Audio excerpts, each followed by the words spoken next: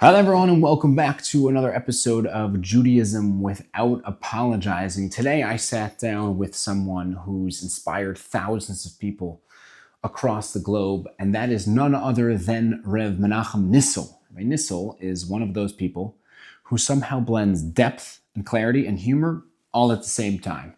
He has been teaching in seminaries in Yerushalayim for decades. He's been a rebbe in Yisrael. He gives shiurim and tours all across Europe and the world. And he's also a senior educator for NCSY and the author of some pretty incredible books like Rigshay Lev, Women and Tefillah, as well as the book Looking into the Sun, which is his best-selling biography of his rebbe, Rav Moshe Shapiro, which came out pretty recently. And we had a really fascinating conversation. We talked about whether people actually need to go to seminary and some of the big misconceptions about what seminary is supposed to be. And I even asked him why seminary is so expensive. We also got into Shidduchim, we got into Machshava, we got into Antisemitism, and of course, his Rebbe Rav Moshe Shapiro. And it's an honest, sharp, really eye-opening conversation. And if you've ever heard Rabbi Nissel speak, you know that he is certainly not a man that minces words. So buckle up, because this is an interview that will certainly ruffle some feathers. This is Judaism Without Apologizing.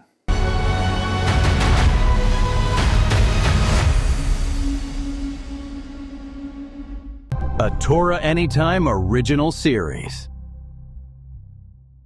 Rabbi Nissel, Shalom Aleichem. It's a pleasure to have you on the Judaism Without Apologizing podcast, an exclusive Torah Anytime original series. Thank you very much for coming. It is so exciting to be here in your beautiful home. Yes. So can you give us a quick 30-second bio of your life, of what you do, and how you do it? 30 seconds. Yes. Be sure, 30 seconds. Bottom line, I see myself a Talmud of Rabbi Shapiro, Zatzal, Talmud of Shlomo Wolbe, Zatzal. Those two luminaries basically guide everything I do with my life. I pride myself to be a teacher. I'm a zochet to be husband, father, Saba, building my beautiful home in Yerushalayim Rakedesh. And I'm just passionate about caring about Klal Yisrael. Great. Excellent.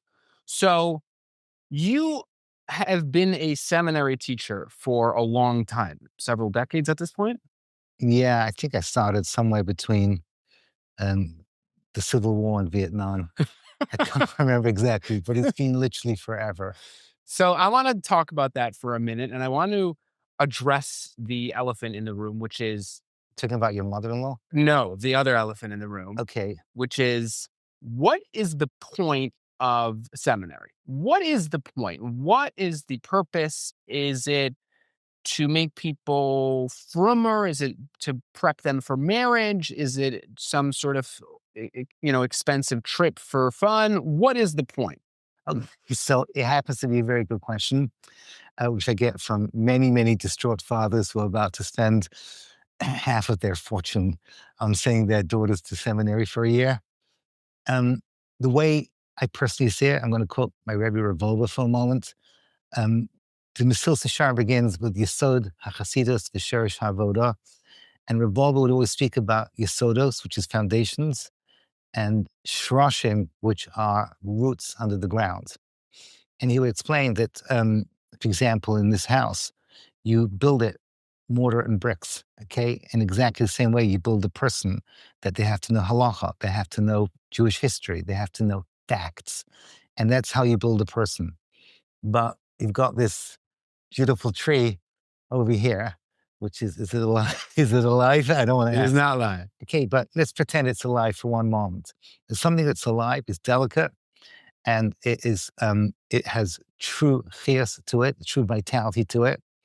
And every human being needs to have that dimension called shroshim as well, that makes them into who they are. So I believe that what we do in Israel, which we cannot do in America, and I literally got mad last week at one of my Talmidim who said, why can't I keep my daughter in America? Why can't I send her to England? In Eretz Yisrael, you give a young lady shroshim that I don't believe any other place in the world can do. And those shroshim translate into their future. You can see it, let's say, on their 30th birthday, that they have Torah instincts and how to live their lives, deal with their marriages, their children, their neighbors, real life. They're bringing out this subliminal shvashim that good seminaries have given to them. That's payday. You see, when they build their Jewish homes, what they gained is not so much the pages and pages of notes that they've accumulated, but rather it's the experience that comes with the notes that goes deep down into their essence. And that is something that makes every single penny worthwhile. So let me harp on one of the things that you said. Why can I not accomplish that in Borough Park or in London? You got to get out of your comfort zone. That's number one. You got to go as far away as you can from your usual haunts of where you've hung out. And you need to go to a place that is kula kedusha, right? Lech lecha, me'artzecha, u'moladetecha, u'mebeis avicha. Artzecha is the country that you know. Moladetecha is the pizza store that you know. And beis avicha is that even though you can come from a phenomenal home, but you don't have that breadth that you do when you come to Eretz Yisrael, and you're there with people from all over the world. You walk a distance from the Kotel, the Kaisel, whatever you want. And you meet teachers that are broadening you with different viewpoints. And most of all, you're breathing in the Avira Da'ara Machkim, right? You're being that incredible power that Eretz Yisrael has. You can't get that here. It doesn't work. And again, there are individuals where it does work for. I just taught him the notes, Miriam. And Fagi Bertram Nashon, she never went to seminary. She brought me in. She did not need seminary. I was there when the Rebbetzin Tema Kamenetsky told her, you don't need to go to seminary. And she didn't. She got what she needed from her home. She came built. But she's from the 5%. And the remaining 95%, there's no question in my mind that there's a certain level of maturity and inner strength that they don't even know that they have. Self-discovery, finding out different parts of their personality that can only be brought out by having roommates from foreign countries and teachers that are saying things that are like they're struggling with, and having those late night DMCs till 3 a.m. with their friends. And that is what changes them. That's what gives them the shroshim. And you see, their homes 5 years later, 10 years later, is different from the ones that did not go. It is definitely stronger, definitely more Torah authentic. And they have that instinct to know what to do when those inevitable crises and struggles that life brings you actually happens. Wow. So do you think that seminaries, to a degree, have become a little bit of like a status symbol where there's like what you're describing is fading a little bit, and you go to a seminary where everyone's the exact same as you nowadays. There's little to no diversity. It's everyone's the same. Everyone might even be from the same community within Lakewood or Muncie or Flatbush. Is that what you've just described slowly fading away, and it becomes like an experience, like a glorified trip with other people who agree with you, who just validate what you already were taught by your own community? Is that a fear? Unfortunately, I cannot tell a lie, right? There's a lot of truth in what you're saying. And honestly, those could be, I could only speak for the seminaries that I work for. I work for example, Ma'or Beis Yaakov. And there I know that the Manal Rabbi Greenwald puts a lot of thought to make sure that it doesn't happen. He tries to focus on the individual. He tries to make sure that people are spending time on their own, thinking about who they are. But you're right. And if a young lady says to me, which seminary should I choose? I will literally beg them, don't go, well, my friends are going there and it's going to be so cool. No, stop and think, what is authentically best for you? And don't worry about shidduchim, because I know you're going to bring up shidduchim at some point, right? Do not worry about shidduchim. Ask yourself what's going to be best for you. And very, very often, the answer to what's going to be best for you is to go not where your friends are going. Maybe one friend, right? Just that you can integrate a little bit easier, but to go to places that's a little bit out of your comfort zone. That's what I encourage. You're describing a problem. I tell each individual who comes and he says, what should I choose? Don't fall for that problem. Wow, interesting. So let me ask you this question. Do you think that some seminaries are promoting extremism where some girls are just ignited, but with pretty extreme, I'm calling them extreme, they obviously wouldn't call them extreme, ideas, mahalchin in Avodas Hashem, they come back and they're not ready for it. I'm not calling them extreme because they're wrong. I'm saying for that girl, it's extreme, but they, swallowed the whole thing and they come back. When you say extreme, that's a code word for kolel. Or that live in a 1-bedroom apartment with 6 kids and no couch, and Mesiras Nefesh is a good thing, and the more Mesiras Nefesh, the better. And they, in 1 year, swallow that whole and come back, and they want a boy who's gonna do that, and then 5 years in, when that becomes, like, unbearable, they begin to resent that, and they don't like that, and their friends who are just middle-income people who are living in nice homes, and their husband is a rebbe or he's working, but it's like a normal house, they're sort of slaving away with a lot of Mesiras Nefesh just to be Yotzei their mechaneches who was a little bit extreme, who lived in Yerushalayim and didn't know the intricacies of America well, and that passion wore off. Is that a problem, or am I making something up? It's definitely a problem. Let me just try and justify. First of all, for those people that push that lifestyle, in their mind, they're trying to allow the young lady's pendulum to swing to the right, knowing sometimes it goes back into the center again afterwards, but not all the way to the center. They're trying to give them a possible vision, so it doesn't work out. At least it'll get close to that. I can only really speak for myself. I can't even speak for my colleagues in the seminaries that I work. I know what I teach. I know my mantra. My definition of kollel is a finishing school for zvulons, meaning for balabatim. You and I secretly know, we're right here in Lakewood at the moment, that there's a ton of burnout with the young men. I was actually speaking to a Talmud last night in Tom's River, and he told me, it gets hard to be kaveh etim. People burn out by the time they're 30. It's very clear that the ones that did time, that learned in kollel in their mid-20s, their chances of learning in their 30s and 40s and 50s is much higher. So I tell young ladies, here's the deal. You want your husband to be learning, so at least do, after the wedding, 1, 2, 3 years of kollel, just to ensure that it's in your husband's bloodstream in an era where it's increasingly hard for young men to sit still and to be kaveh itim and to live a Torah lifestyle the way they're supposed to do. So that's an investment for balabatim. There are young ladies that I teach who can do more. And most of them, I will say to them, you cannot do poverty. Listen, Baruch Hashem, I learned throughout my 20s, and no one was supporting me, but we did not do poverty. My wife and I, we both worked. I worked on the side. I was tutoring. I was an Uber driver before Uber. I used to get up at 6 in the morning. No one believed, my kids don't believe I did this. And I used to drive kids to school and make some pocket money on the side, because I had this vision that it was important for me to be a Torah scholar. Way before I ever thought of teaching. I only started taking teaching seriously when I was in my late 20s. But again, there's something beautiful about the kollel system in our generation, when the world is so heavily in one direction, to have those anchors in the other direction, which is basically the anchor of Klal Yisrael.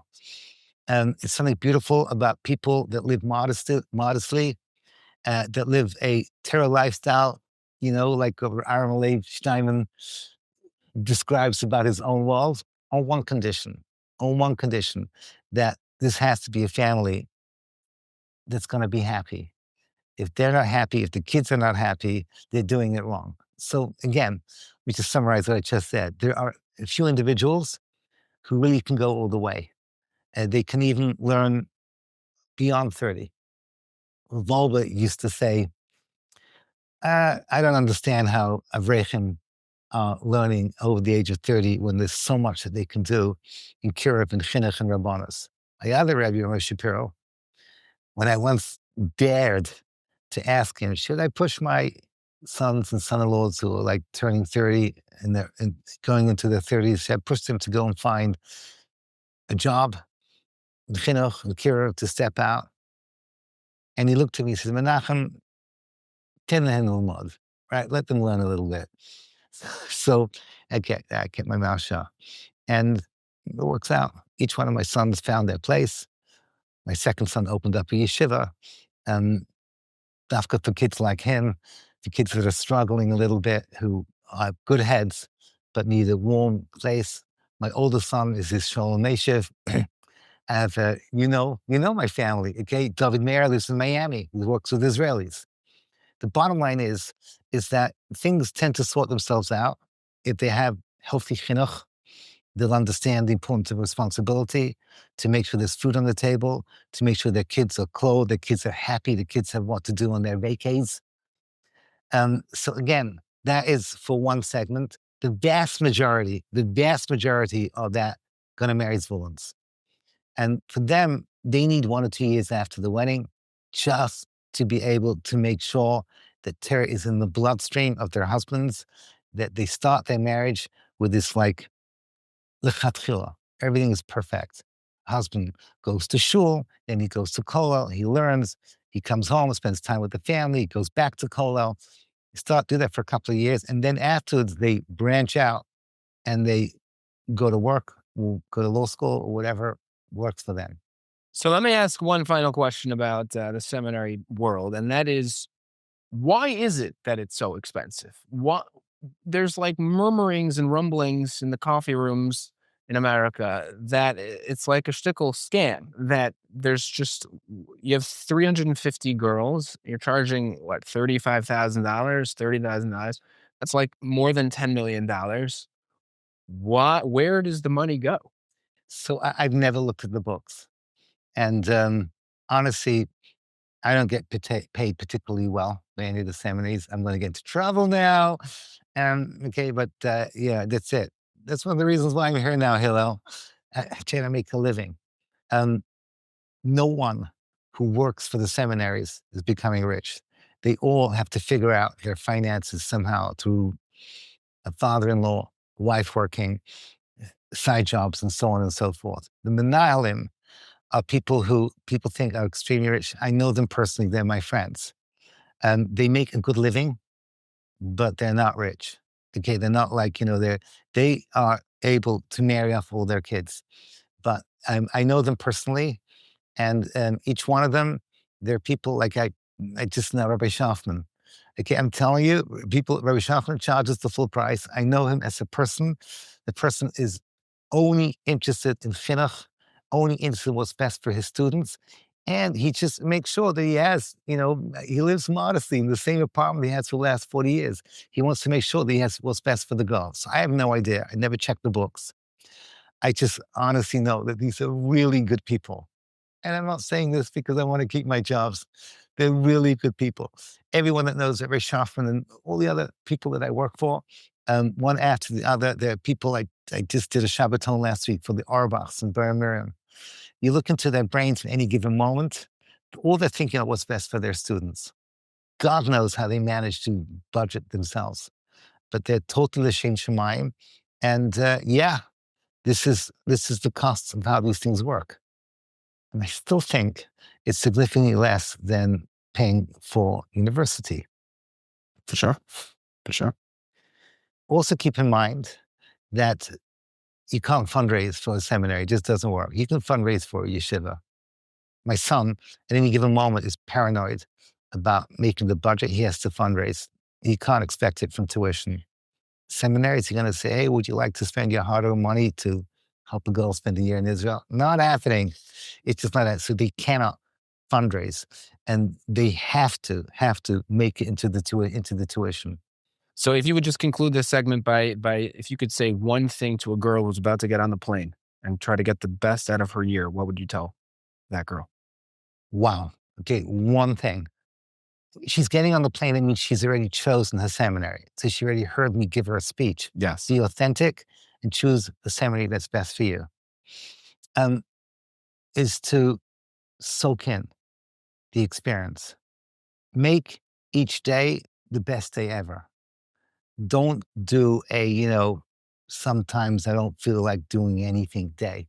Really try and squeeze the experience.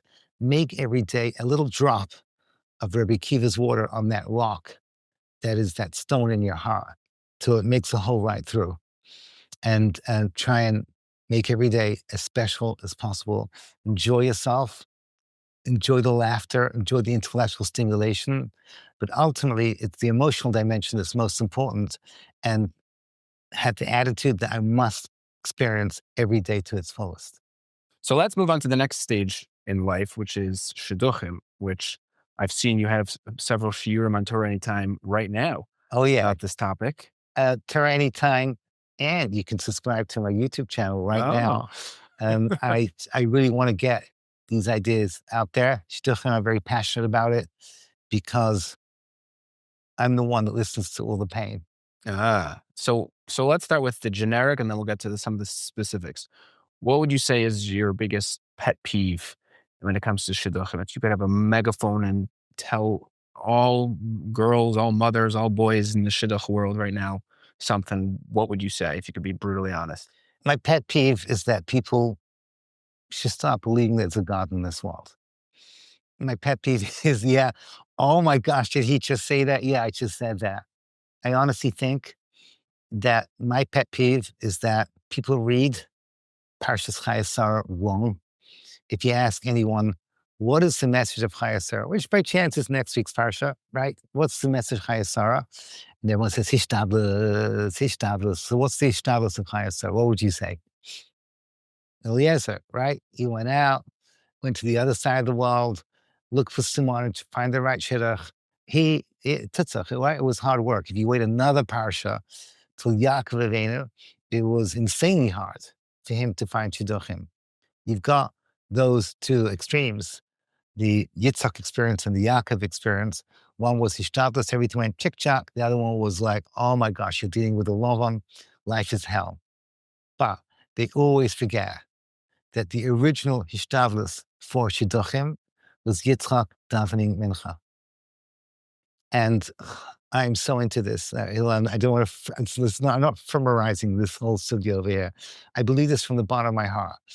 And Americans like to talk about crisis, everything's a crisis and stuff like that. And Gedolim are dealing with the broader, bigger issues of what's going on.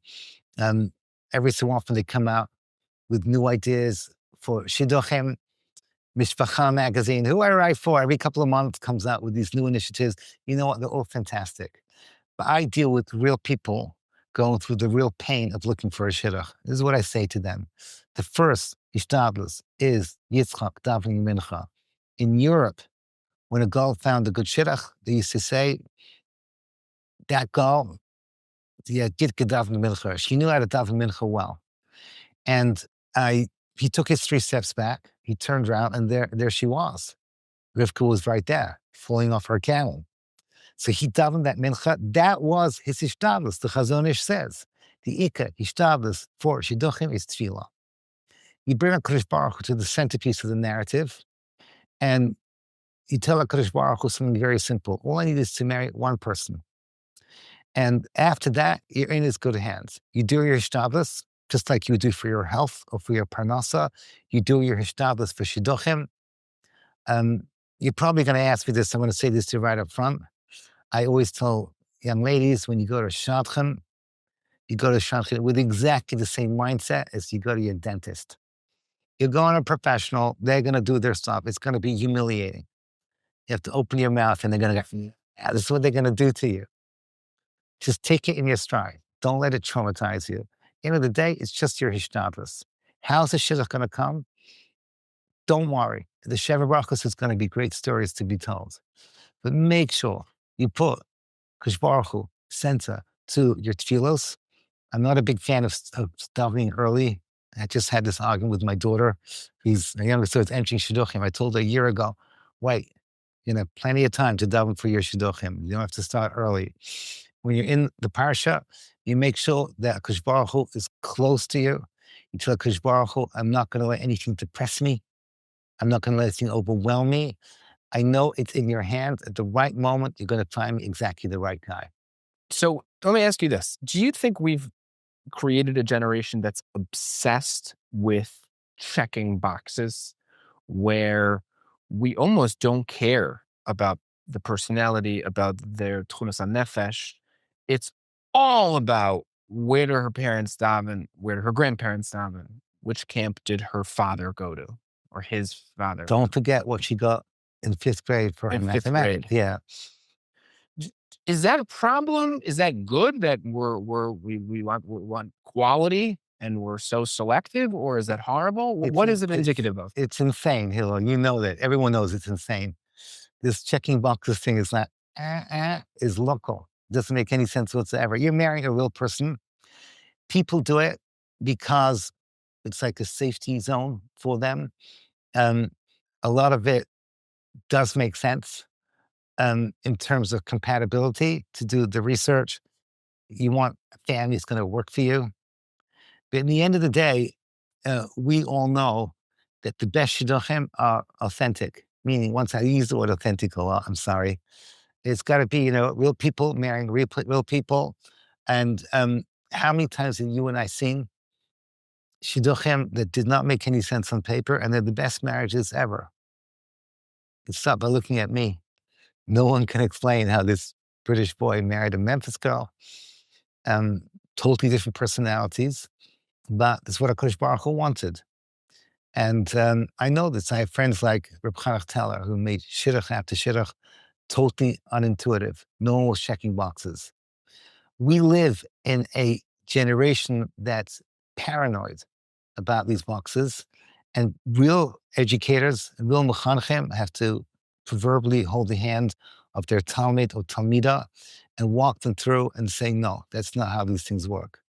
You do your shtadlus, you try and make sure that it makes sense on paper, and a little bit, you got to listen to the baskol. The baskol means that people are read to you, and you got to look at the list over here and say, forget about the boxes. Who is this person? Why are they reading this person to me? What is the magic of this person? And very, very often you'll realize that, yeah, the parents are divorced, but this guy is a pitzutz, like we say in Israel, is an incredible guy. And I always tell young ladies, look at the person and the real person, what he's all about. It's not about the boxes, it's about who he is. And is he suitable for you? Does he bring out the best of you? Do you laugh when you're with him? Does he make you feel good? And those make the best shidduchim. So let's say you have a girl who she's 23. She's been in shidduchim since she was 18, and she's only gone on one date. She does not get resumes, and for no real good reason. Her father's a nice man. He's an engineer, or he does his job. He's not a millionaire. He's not a Rosh Hashiva. He lives in Brooklyn. She's got nothing that's highlighting her, right? But she's a good girl, or he's a good boy. It's more usually the problem with the girls. Sure. What should she do? She's stuck. She's gone out in 5 years of shidduchim. She had one date. Okay, so before I answer, I just want to make a little point. I have my wallet in my jacket right now. I could take it out. Actually, you know what? I'm going to take it out. What is it? Where's my wallet? Did you take it from me? It's somewhere over here. And yeah, here it is. This is my little wallet. Take it out every mincha at the end of my Shemona Esrei, because mincha is Yitzchak time. And in there, I got my list over here of people. To get on the list, you have to be 26. And those people are people that are Benos bias, people that we're close to, my wife and I, that we really care about. And I'm davening for them every single mincha for shidduchim. Secret about this list. There's no way that you could have figured out who this list is. Some of the girls there, they scored 10 across and they're hitting 30, and they've got everything going for them. Chitzonius, Pneumius, where they come from, Yichus, they got everything. They just can't find a shidduch.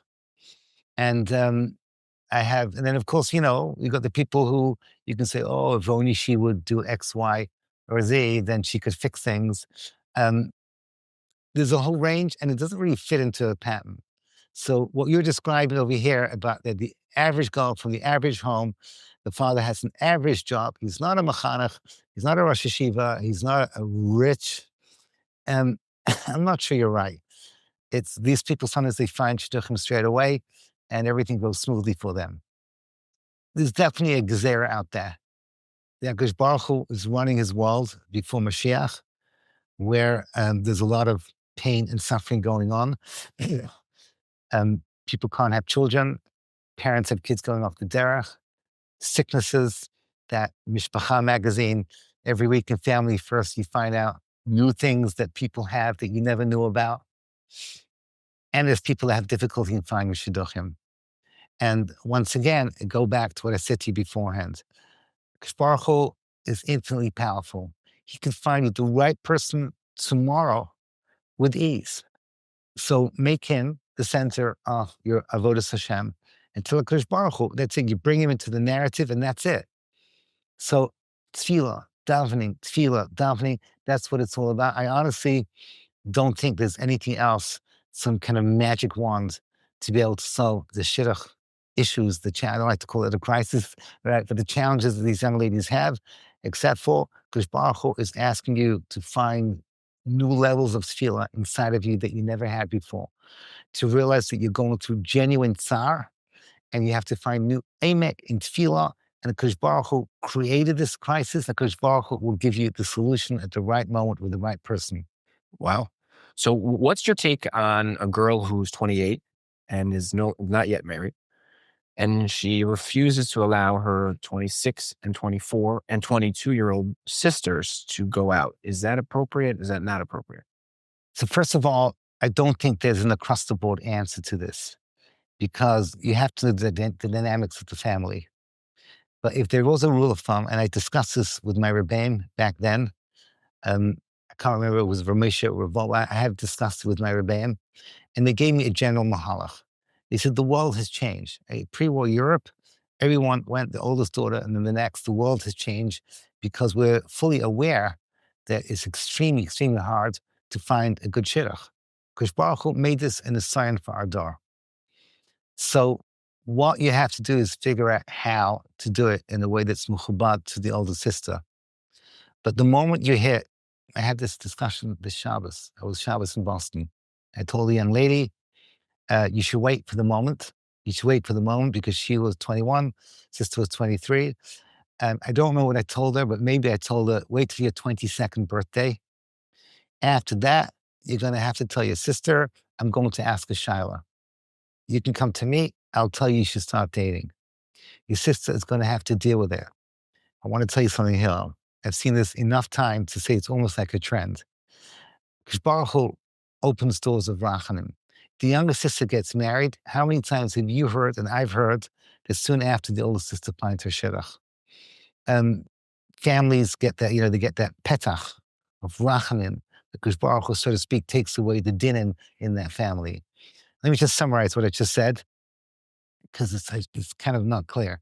I want to say there's no rule of thumb. You have to know the family. But if there would be a rule of thumb, you have to break that rule of waiting for that sister in the world that we live in.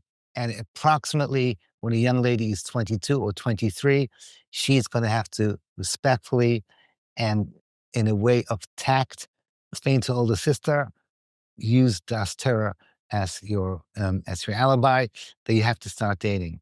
Also, one more thing. If a younger sister gets suggested someone, so my theory is, where Kadosh Baruch Hu makes it that people suggest shidduchim, I call it a bas kol. If somebody mentions a name for you, you see it's kind of random. People from all over the place suddenly appear and suggest people. You can't just ignore it. You have to take that suggestion seriously. It's not the same as going to a shadchan. Somebody comes up to you and says to you, there's a boy I think is certainly matim for you, then you may have to go and tell your sister, I'm sorry, I need to date this young man. So let's say you end up going out and it's like totally off the mark. Does that mean it wasn't a bas kol, or it was about Hashem wanted you to go through that process? It could have been a bas kol that you should learn something about yourself. That's how Kadosh Baruch Hu rolls. It's what happens. You think about it, when you went into shidduchim, names came from all over the place, and your thought process was this way, that way. Fast forward 5 years, it's all irrelevant because Baruch Hu in the end sent you the person that you're supposed to marry. And you see there's a sudden mahalach how Kodesh Baruch Hu sent you names. And you need to listen. You need to listen to the names that suggest, take them seriously, and then ask yourself, is it right to you? If the answer is no, no. If the answer is yes, then you're going to have a chat with your sister. Or ask your parents to have a chat with your sister. So let's move on to another topic. You wrote the biography of Rav Moshe Shapiro, who I think we can say was the champion of Machshava, or at least one of them, the last 50 years. So I want to talk a little bit about that. And my first question is, what exactly is Machshava? How would you define it? Because the people who are into Machshava, then anything that they like is Machshava. And the people who don't like Machshava, anything they don't like is labeled Machshava. What is Machshava? Okay, so the way I would explain to a beginner, just to keep everything simple, is that Machshava, in contrast to Musar, right? Musar is how you build yourself, and Machshava is how you understand how Hashem runs his world. So, classic Machshava textbook would be Derech Hashem. Classic Musar textbook would be Mesilas Yesharim, both written by the same author. Now, again, I'm simplifying it to no end.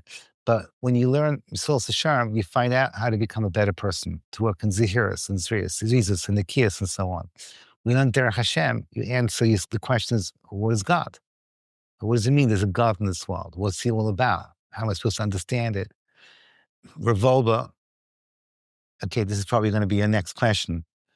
Okay, but Revolba used to say that it's a Chil Hashem when young men and young women cannot, well, he said young men, again, I added young women, that cannot eloquently answer a secular Jew basic questions in Judaism.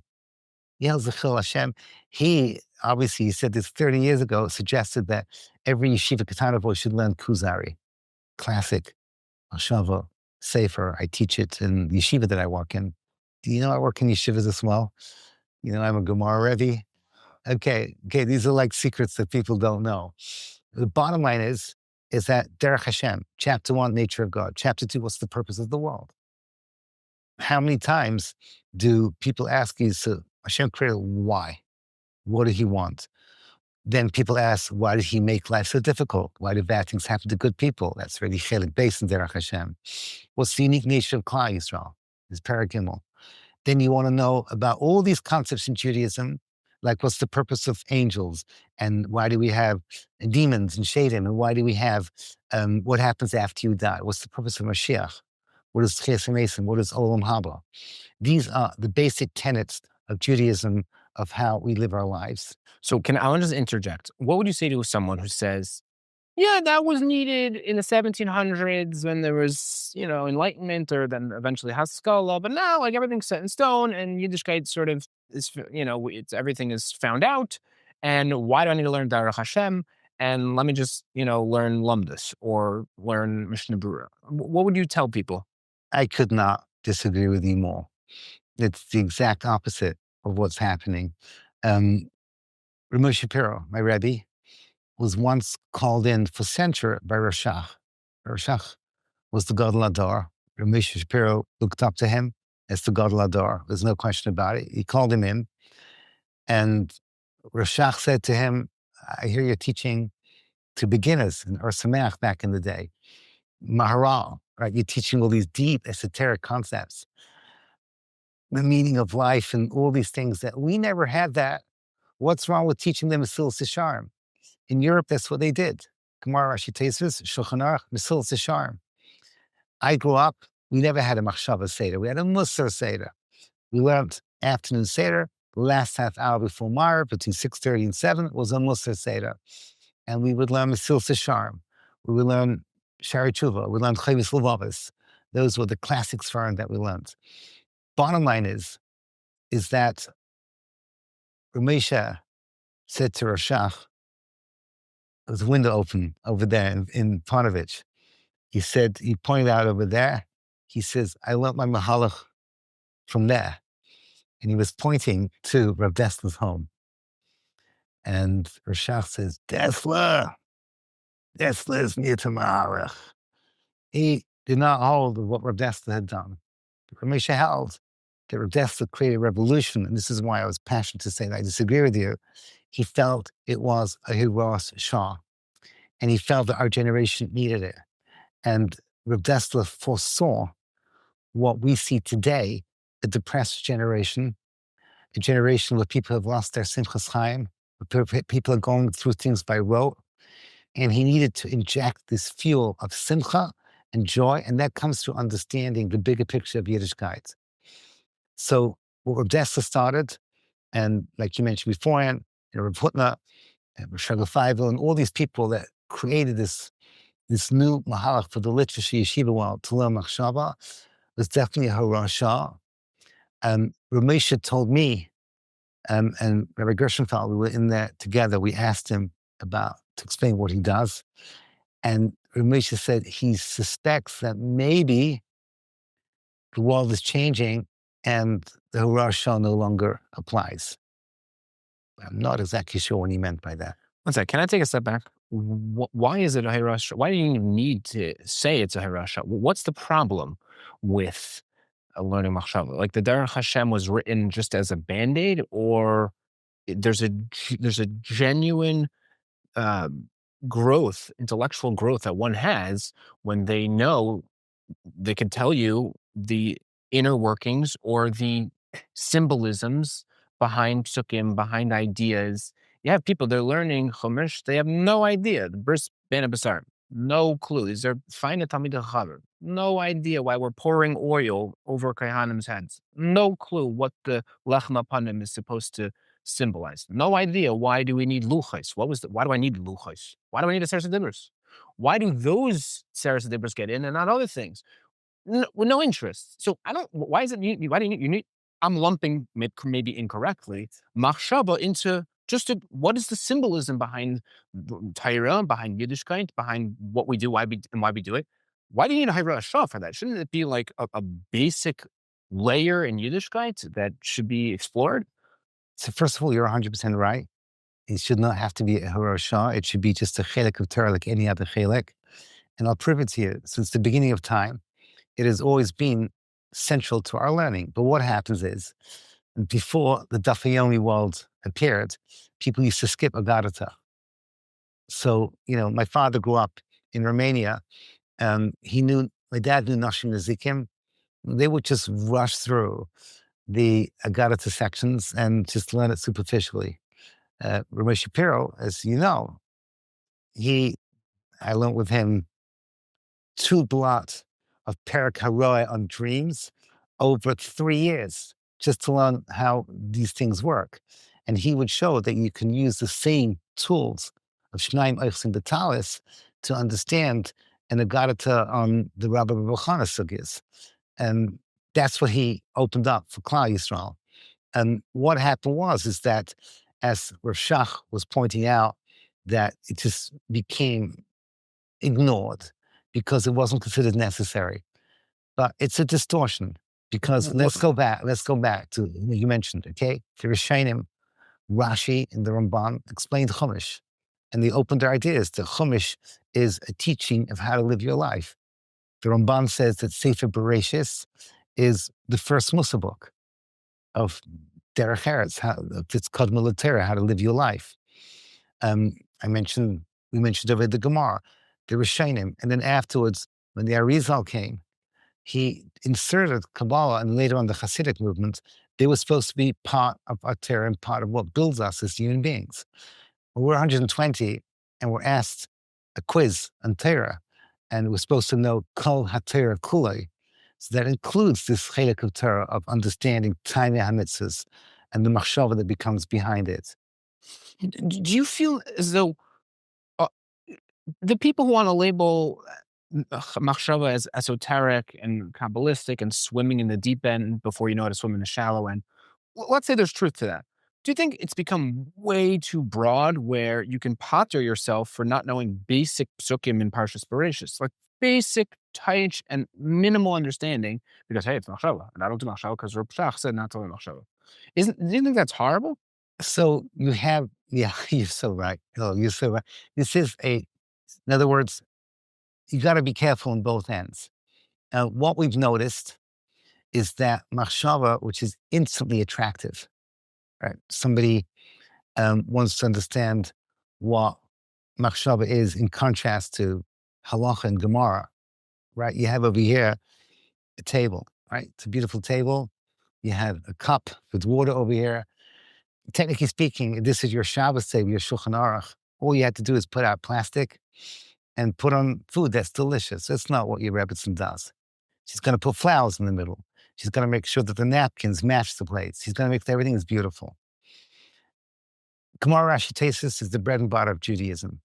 That is what I call how we plug into HaKadosh Baruch Hu's essence, is understanding my ox coring your cow, who pays for the aborted fetus, right? That's what Gemara is. It's HaKadosh Baruch Hu's mind. Shulchan Aruch is how we live our lives. That is the Shulchan Aruch, is the table of bare bones. But we need yofi. It's very important to make the thing beautiful. And that's why Machshava gives everything a breadth and a deeper understanding. And it just makes it so much more beautiful to live a life as a Jew. Like you said, you shake a lulav, you know what you're doing. You do a sukkah, you understand what it's all about. Every mitzvah comes with time. Why are we davening for Mashiach? Why in the Shemona Esrei should we be passionate about Yerushalayim Erech Barach and Tasha? Why on earth don't we study Siddur more than we do? All these things gives yofi to the rhythm of Jewish life. But then there's the other end. Okay, and this is the point I wanted to make. There are people that they go for the flowers and they forget there's a table over there. They take the dessert and they forget the meat and potatoes. And one of my pet peeves, ladies and gentlemen, this is a Menachem Nissel pet peeve, is some people, they just, they put out in cure classes, they say, let's learn Kabbalah, right? Whatever it is. And they take people and it drives me nuts that my students in the Bay, they know the 10 spheros before they know the 12 tribes. There's something wrong over here. Okay, they know the 7 spheros better than they know the 7 dwarfs. Okay, this is what's going on over here. So they're already in this whole thing. And I don't know whether you wanted me to go into this, but this morphs into the whole segula culture. It's a distortion of being able to have the foundations first and then build the yofi on the foundations. So what's healthy? What's healthy is that always the ikar has to be, like you mentioned, halacha, so the men study of Talmud, and just to know the basics of Jewish life. But then to make it exciting so you can be passionate about it, so you're prepared to moisten nefesh for it, then you have to connect to the yofi. You have to connect to the breadth and the infinite depth, as Rabbi Shapiro would show, that every single word in Chumash, every single word in Chazal has layers upon layers of Eimek. And every word in the Siddur, as Reb Chaim Volozhin says, has tilim shel kavaris, layers upon layers, and to expose yourself to that. And suddenly it becomes extremely exciting, becomes extremely beautiful. Just tell you a story that happened to me 2 weeks ago. Girl told me how difficult it was for her to daven. I get this question all the time. I'm the tefillah teacher, so I wrote a book on tefillah for women, right? Yeah. The art scroll Siddur for women is based on my Rikshei Lev. Now, girls say to me, how come that for you, Rabbi Nissel, is so easy to daven, and for me, it's so hard? And the first thing I tell her is that because I understand the words. I took the time out to understand my Seshava, Samaga, and my Sachnias. My Melech Ozeh, Moshiach, and Mageh. They're not just synonyms. Each one's a different level of Eimek. So if you learn these things and you connect to these things, so suddenly tefillah becomes so fascinating. I always tell them that Yom Kippur is the most boring, most tedious day in your life if you don't understand what you're doing. At some point, everyone has to sit there and figure out what the avodah is all about, so that it becomes, what Ramesh would say, meratek. Okay, the avodah becomes the most exciting part of Yom Kippur. Nothing is more exciting than the avodah when you study what it's all about and understand what you're doing. So why in our culture, unless I'm misreading the culture, which is entirely possible, that is not the mahalach that's proposed. It's all about halacha and learning learning Gemara, and somehow that will magically transform your Yom Kippur. Like, you're gonna take time to learn up the words and of the Siddur of Yom Kippur. You're nuts. Right? You're gonna learn Pirush HaMilos. Like, when are you gonna learn that? Like, between which Seder are you learning that? You know what I mean? If you're a balabas, you only have an hour to learn a day, so you better be learning Daf Yomi. When are you learning about the intricacies of Yaakov's bracha to his sons when he was, which are fabulous and rich and really meaningful to us and should carry it. I don't have time for that. And that's not preached. It's all learn Mishnah Berurah, learn Daf Yomi. You know, in the real pragmatic life, we're both right. Let me tell you how it works. Honestly, for most teens, most of the time, if they're in a good home, in a good environment, you're right. Just teach them Gemara, Rashi, Tosfos, Shulchan Aruch, Mishnah Berurah, the way it's supposed to be. I've also found that younger kids, they don't really have the emotional breadth to really appreciate Machshava. It's kind of wasted on them. Somewhere in your 20s, you find that you need more. And Avraham goes through this, I don't know how to say it nicely. They go through this thing where they need the same point where you stop learning Nashim Nezikim and he's telling you, it's like, duh, there's all pints of Shas I never saw before. First thing you learn brachos and you learn, I don't know, kachin, whatever it may be. At the same time, you suddenly should make a Seder on Shabbos to learn the Parsha, like you mentioned. First, make sure you know the Rashis. Next, you learn the Rambams. Afterwards, whatever floats your boat. At some point or other, you switch into and learn the Ripsodics and the Sfas Emes, and until eventually you see this the most exciting thing ever. How much time should you spend on it? I don't know, a 1-to-9 ratio. At 10% of your time should be Machshava, 90% should be on Gemara, Rashi, Tosfos, and Halacha. That 10%, like Yisrael Salanta said, okay, that's the talent, it's the spice that makes the whole soup taste good. So I want to talk about Rav Moshe for a little bit. Can you explain to people who are unfamiliar, who are not nearly as familiar as you are, who Rav Moshe was, what his impact on the world is? Because a lot of people are impacted by him and don't even realize that they're impacted by him, because they're impacted either by Talmidim or by people who are Talmidim, who are closet Talmidim, secret Talmidim. Can you explain who he was and sort of the revolution that he started? I wrote a book about this. Not that I'm self-promoting, whatever. This is exactly what I wanted from my book, was to bring Rav Moshe to the world that did not know him and to whet their appetite, like Rav Aaron Lopiansky in his Haskama for me. He beautifully wrote that the hope is that reading Menachem Nissel's book will give you a yearning to learn Rav Moshe's Torah for real. And with that, all the other great people that, Rav Dessler and Rav Hutner and all the other people that wrote in that style. Rav Moshe Shapiro, the essence of who he was a Talmud of two people.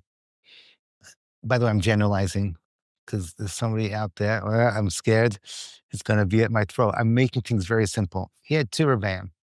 There's a Brisker Rav and Rav Dessler. The Brisker Rav is what built his eternal world.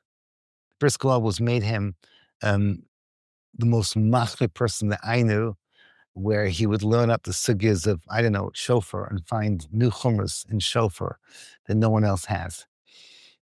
The Brisker Rav is what created his incredible inner power to be layers upon layers of depth in everything that he does.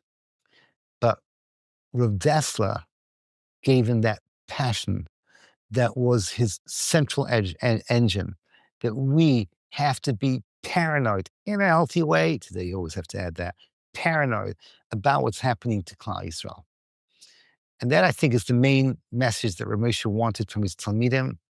The moment you wake up, the moment you go to sleep, ask yourself, the nashi ka'afa akol tiyeh, right? Afa means earth. Earth is where you plant seeds. You put on this world to be able to empower the people around you. and always ask yourself, can I do more? Can I do more for Klal Yisrael? Can I do more to take away their pain? Can I make more to Makara people? This was something that was so passionate for him when he would send someone out to America to open up a cure center. He would literally cry and he would scream out and said, every day there are trainloads of Jewish neshamas going to Auschwitz every single day. And we see it. How can people in Europe sleep? No, they have to sleep. They can't be paranoid like Rabbi Moshe.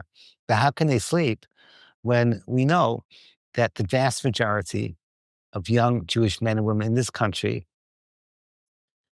believe that there's a genocide in Palestine? The vast majority of young men and women who are Jewish in New York tomorrow are going to vote for whatever it's called, Mamdani. What's going on over here?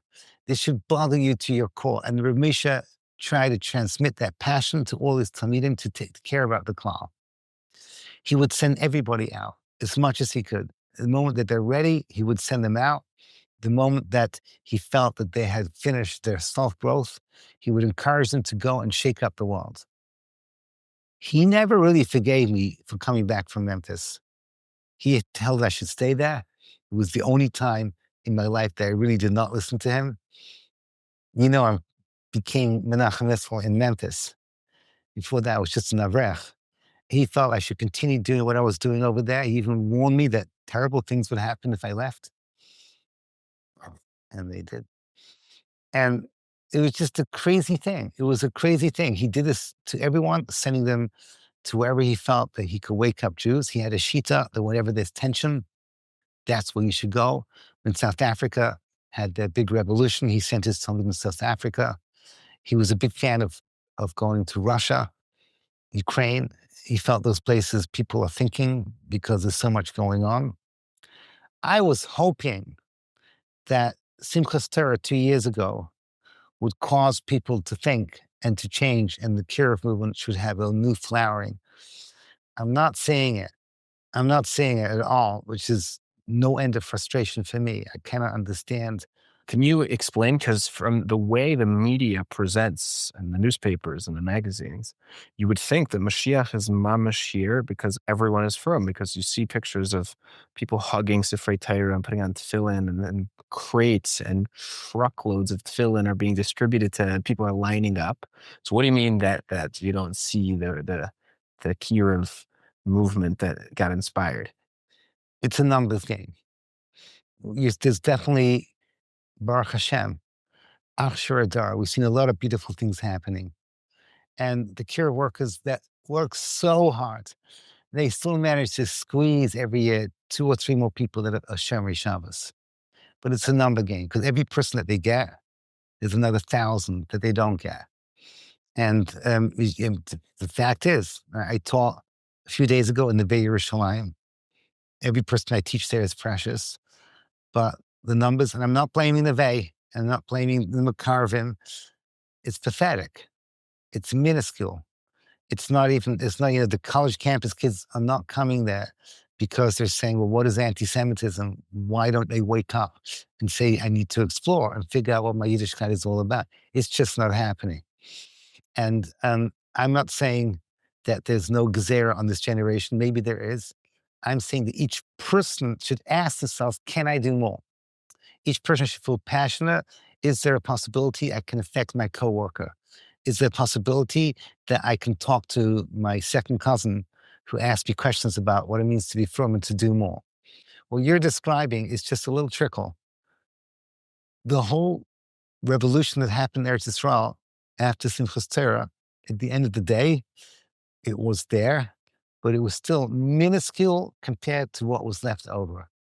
Do you feel as though the amount of money and resources and time and emotional energy put on fighting anti-Semitism, and every congressman who put some tweet, some email that had a little bit of anti-Semitism and it was attacked and it was fought, and looking back, it seems like so many resources were put into this PR battle of we are genocide, we're not, and maybe some of those funds or resources could have been diverted towards actual cure. Do you feel as though that could have changed things? Hello, thank you for asking me that. I really appreciate it because the last 2 years, like a broken record, I've been saying this to anyone that could hear me, including my colleagues in Mishpacha magazine. Um, I think it's a catastrophe about how the word anti-Semitism is being spun and being explained, and how to understand what's truly happening over here. Everyone is trying to understand using the dynamics, social dynamics, to understand the cause of anti-Semitism. Literally 1 hour ago, 1 hour ago, I was in someone's home. 2 hours ago, I was in someone's home, and they explained to me, oh, Candace Owens, the reason why she became such a deep anti-Semite is because she married this type of Christian, and she got this kind of, old-fashioned Christian theology where Jews are the devil, et cetera, et cetera, et cetera. Zakol shtiyot. Zelole inyan bichlal. This has got nothing to do with what's really happening.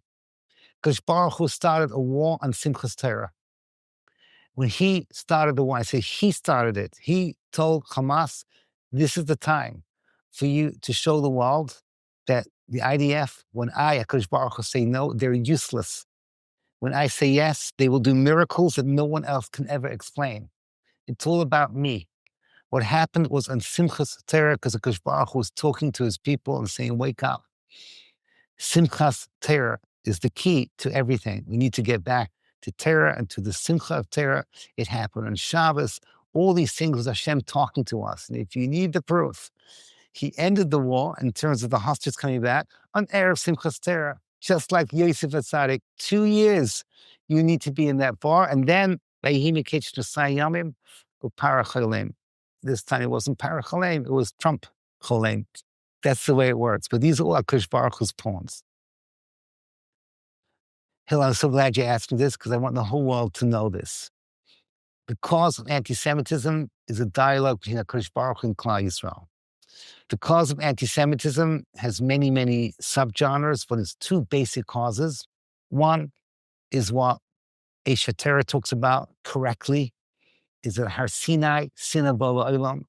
Klal Yisrael is always the Am HaNivcha. We will always have double standards towards the Jews. This is because we are, as Hitler correctly said, the conscience of the world. This is one dimension, but there's another dimension. There's another dimension, Rav Hillel, and that is in Parshas Shmos. The Medrash brings down that Klal Yisrael started assimilating into the Egyptian culture, and the HaKadosh Baruch Hu saw that we started to become like our host country. And then the HaKadosh Baruch Hu says, and I'm quoting from the Medrash, and it's a pasuk in Tehillim, Hafach libam lisnai isam. HaKadosh Baruch Hu took the average Egyptian. Hafach libam means, and he artificially took the bechira of the average Egyptian and flipped it round. Hafach libam lisnai isam, to hate the Jew.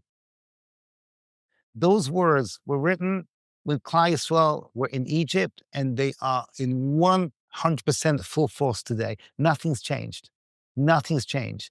Every single free Palestine, and I had 4 free Palestines in Europe in 4 different cities this summer, a little bit traveling, and everyone free Palestines me. And, my initial reaction is, says, we're working on it. We're trying our best. But seriously, when someone screams me, free Palestine, what am I supposed to do? Is to remember what Volvo used to scream, quoting Rabbi Yisrael Salamta. And when your enemies come out against you, right? Tishmana Oznai, and Kamalei Mareim, Tishmana, because Baruch was talking to me. Halfach Libel, it's unnatural that suddenly everyone hates us. People have to wake up and smell the coffee. If you're hated by the people in Iceland and in Finland, where they've never seen a Jew, when everything is Keneged Ateva, when countries that were so pro-Israel suddenly flip over. We mentioned Candace Owens, there's thousands of them out there, and the right and the left. Why does my frum friends have to go explain there's a right-wing phenomenon, there's a left-wing phenomenon? There is a HaKadosh Baruch Hu phenomenon telling Klal Yisrael, wake up. Anti-Semitism is the way HaKadosh Baruch Hu wants us to greet Mashiach, that we have to realize that we're Hein Am Levadad Yishkain, that we are a nation that does not belong in this world. We're not part of this world. We're not connected to our host countries. And we have to go back to our roots and remember what it means, Klal Yisrael, and specifically what it means, Simchas Torah. Those are the things that we need to work on more than anything else in this world. And this goes back to your question about Rabbi Shapiro. I am convinced that this last 2 years, he would have been pushing all his Talmidim to go full out to try and scream Torah, Simchas Torah, Shabbos. These are the things that Kodesh Baruch Hu is telling us to try and wake up people, and this is the focus. Now, I don't want to be misquoted because I actively encourage NCSY. I'm senior educator for NCSY. I acting for them to do what's called Israel advocacy. I believe strongly that all my students next Shabbos, I'm going to be with Alami launch. I'm going to be with public school kids. I'm going to tell them to explain to the goyim around them exactly why what they're saying is a lie and what's really happening in Israel. And I'll give them the tools to do so. On a purely secular narrative, oh, Menachem Nissel, you're a hypocrite. No, I'm not a hypocrite. Because my goal is not that my secular, not yet from students of NCSY should change the mind of the goy. It's so they should change the mind of themselves, start to think. When they're explaining the uniqueness of the Jewish people and how we had the most moral army and how we literally are the most beautiful people in the world, it should start to affect themselves and maybe they'll come to do tshuva. The main reason for Israeli advocacy is that the person giving it over should wake up and realize it's HaKadosh Baruch Hu talking to us. You don't think it runs the risk of like promoting a gullus mindset, victimhood, where we need to prove ourselves and we need to show that we are like everyone else, where people are advocating, and isn't it slightly difficult to discern what the purpose is, and especially when Jews see big Jewish organizations who are doing it in Washington and in Congress and are sending letters, which are all hishtadlus, but it so easily looks like we need to assert our place amongst our communities, and why are we being treated differently? And we need to fix the PR problem. It's going to happen anyhow. We Jews feel the need to explain ourselves to people.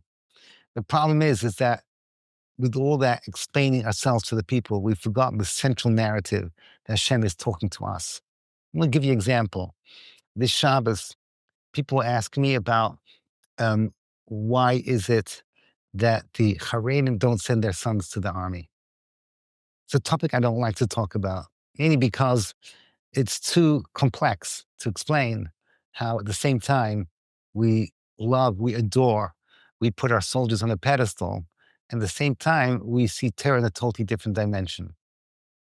But what I do say, and normally it takes me 30 seconds to say this, and it immediately refocuses the conversation. I say, I can't really talk to you unless we have a common page that we're on.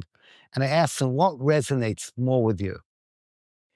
Is Hamas the problem and the IDF is the solution? Or is Hamas the punishment and Klal Yisrael is the problem? If the second version resonates with you, then we can talk. Because the punishment means that Kodesh Baruch Hu is using Hamas as a stick. So really, Kodesh Baruch Hu is the centerpiece of the narrative of what's happening over here. And it changes a whole way of thinking. What does the Kodesh Baruch Hu want from us? So that is what I think needs to change. We need to bring Kodesh Baruch Hu central to the narrative. Anti-Semitism is because we have assimilated into a culture around us, both on a practical level and also in a mindset. We think Goyish. And this is what Moshe was begging people to start to think through a Torah viewpoint, to understand that we're in Galus Yishmael. And this was predicted 2,000 years ago. And the climax of Galus Yishmael includes a chibur with Esav, and includes a chibur with, I don't like to use the phrase, but Erev Rav, which is just another way of saying, Achechem, Seinechem, Menadechem, the enemy from within. Everything is happening exactly the way it's supposed to be. The curtain is coming down on Jewish history. And Rabbi Shapiro, if he was alive today, would say to us, what are you doing to bring in our brothers and sisters so when the curtain comes down, they'll be on the right side? So in conclusion, what would you say to all the viewers out there? A tip with the full force of Rav Moshe behind you to stay on fire in today's day and age, to walk through the country they live in, the streets, the workplaces that they're in, and stay as a passionate Yid, even in the crazy world we live in. What would you say to such people? I mentioned beforehand, let's just assume that people were talking about Davon Ishwan Esrei, that when we finish Hashemon Esrei, which is our time out with Hashem, and we're about to go out into the big wide world, the last thing we say is a L'Kai Natsar. Hashem, first thing is make sure I speak. I don't say Lashon Hara, I say nice things to people. I use the power of my speech correctly. Immediately after we say the words, V'nafshi ka'afa lakol tihiyeh. Nafshi, my essence, ka'afa should be earth, should empower people around me. Lakol means every single person that I meet. And we don't live on an island, we live in a context. So we have our family, we have our colleagues, we have our neighbors, we have people that we meet when we travel. Because Baruch is saying to you, can you be a positive influence in their lives? Can you be a light in their darkness? Can you smile and compliment people who are going through stress and going through anxiety? This is the call of our era. This is what we have to focus on. That's what it's all about. So when Melech HaMashiach comes, we can say, we were there. We tried our best for you. This is what it's all about. Wow, amazing. Rabbi Nissel, thank you very much for joining the Judaism Thank you for Apologist the honor. podcast. Sorry if I got too worked up at the end. Not at all. Chazak.